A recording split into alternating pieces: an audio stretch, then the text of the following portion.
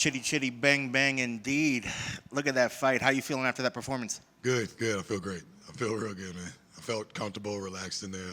I feel good, man. Yeah, I mean, look, definitely you could see it on the face at the end. Not that you had doubts going in, because we know that you were positive and you want to go, but I don't know if you even expected that you were going to get such a finish on it yourself. I know you probably went in there hoping you would, but I wonder if you often surprise yourself when you pull something out like that. I do. You can kind of tell in the fight when I landed that knee. I finally saw the video. But Yep. when I landed the knee, I was kind of thrown back a little bit. I didn't realize I dropped him. Yeah. I didn't even realize it landed. So I'm always looking for the finish, but it always comes by surprise because I'm never really trying hard to go for it. Yeah, and definitely if you go back and you listen to the commentary team, I think it was Dom that said at the end, it was like, if you want to learn how to strike like a Muay Thai fighter, you want to see something, he's like, look at this.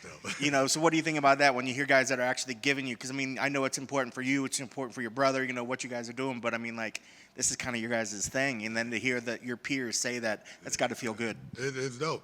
Not even just peers, these are guys that are like people that we looked up to coming up in the game, so it's exciting to hear from them.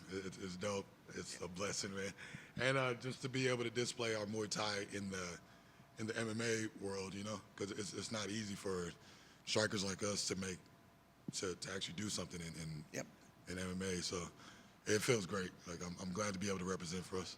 And I know there's definitely, everybody always, has to be like a well-rounded, and you guys have well-rounded because you saw your takedown defense in there. But so as you kind of alluded there, it feels good to be somebody that's known kind of as like a striker, to show striking out there and get those finishes and remind people of these disciplines that maybe a lot of people have maybe not paying as much attention to anymore. But that's the thing. One of the main reasons why I'm able to go out there and strike like that is because I had to get my ground game up better.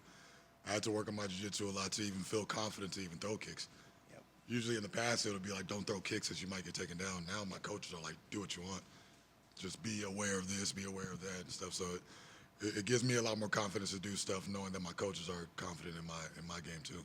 So what was the game plan tonight going in there? Just fight. I don't think we ever have actual game plans like that. It's just go out there, train hard, and fight. Make him work for everything that he's trying to get, and then make him pay for whatever he doesn't get.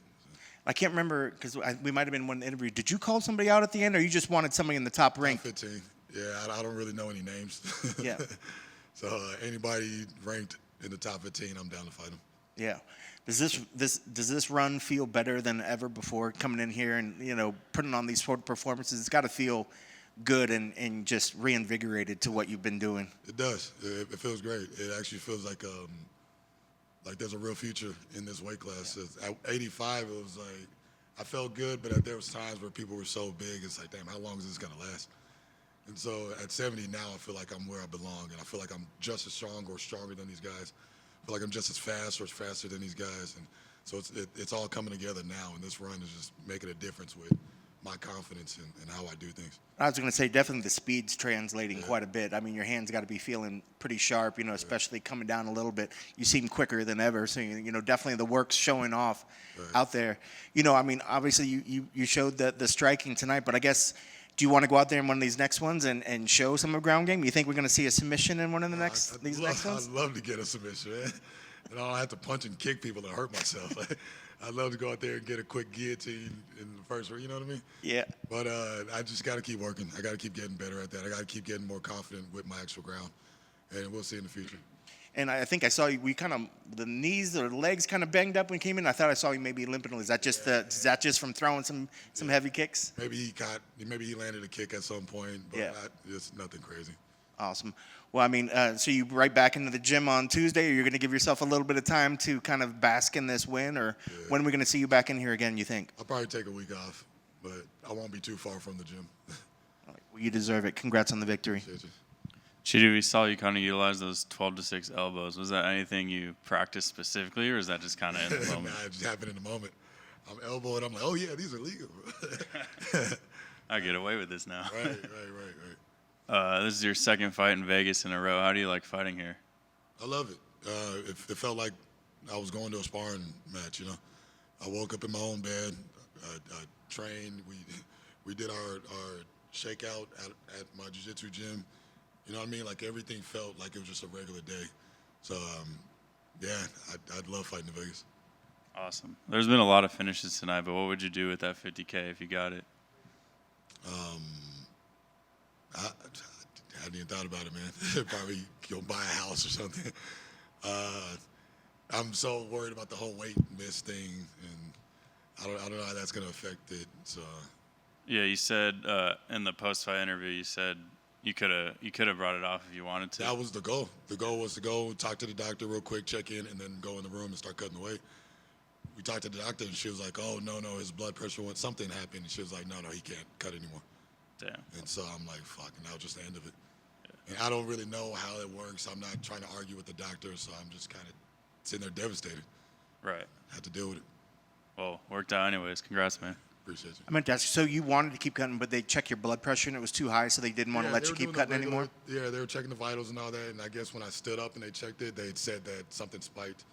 And so they took a while, and they kept checking it the whole time, but immediately the doctor was like, "Nah, he can't cut anymore." And I'm like, "Bro, I can cut a pound. That's not a problem." Yeah.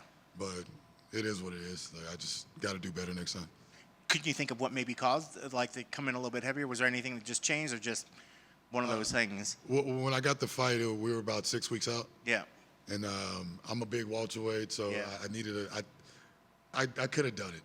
If I just had a little bit more time just in the sauna that day, we could have got that pound off. We were working on it, but it was just kind of a little harder to do it within 6 weeks than it was within 8 weeks. You know. And sometimes it changes when they change it up to the 1 hour window.